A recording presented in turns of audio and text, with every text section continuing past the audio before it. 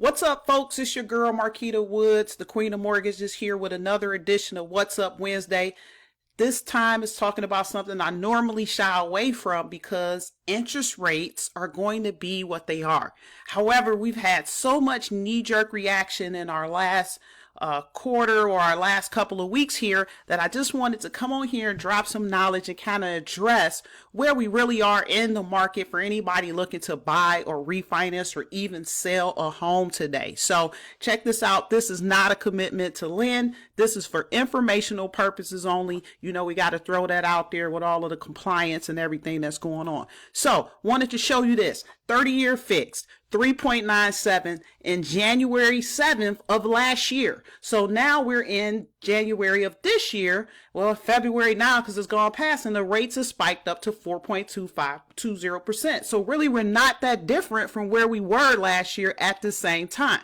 Now you see in here, we definitely had rates dip down and would have been the ultimate time to get in the market, but it's not too late. I want you to look at this next slide where we show you the historic mortgage rates over decades. So if you really look in the 70s, it was at 8.86%. So somebody with a $200,000 mortgage was paying $1,589. And guess what? They still bought homes because it was the smart and right financial decision for them. So we're all the way down. This says today at 3.94. This chart actually reflects through December of 2016, but that payment's down to $948 on principal and interest for that same mortgage. So people actually bought houses, but when you start thinking 12% and we're still down at 3.94 or 4.25%, this is still historic lows and no need to stay on the sideline and continue to pay someone else's mortgage. It's just not financially smart for most people. So speaking of mortgages, a mortgage at $400,000 last year at about 3.875. You see the number there was like 1881. I'm rounding up. But into this quarter, since rates have ticked up a little bit on us, that same price point now, a mortgage point, is $86.81 more because the payment is at $19.67. But still, folks, think of it like this. The rent increase that you have probably is going to be more than the $86.81 it is for the change in interest rates on that same mortgage amount. But you say, hey, wait, Marquita, it looks like you're overlooking something here. The price of a home or mortgage has actually gone up based on appreciation in the market. So I want to address that as well.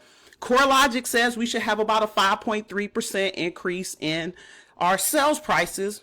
Hence, the mortgages will actually go up for the same home. Okay, so if you look at that, 421,600, those same interest rates showed there, the difference in monthly payment now doubles to 193.07. And I understand that all of our buying power, it makes a difference. It just means that you can afford less house in some cases, or it's going to cost you a little bit more.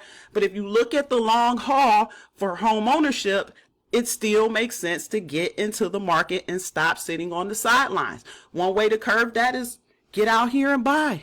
Stop being a renter. Stop paying the landlord's mortgage.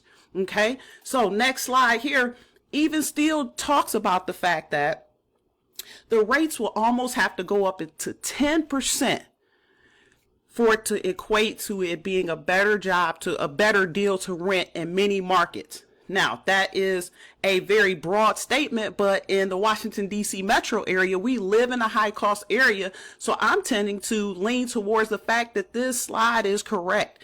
Based on where we live, it's still going to be cheaper and more affordable to try to own a home versus actually rent a home.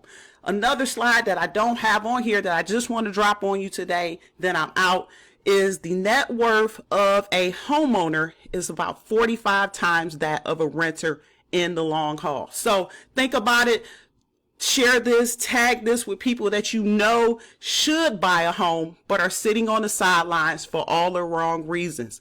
So don't get caught up in the fake news, the alternative facts, and everything that's going on.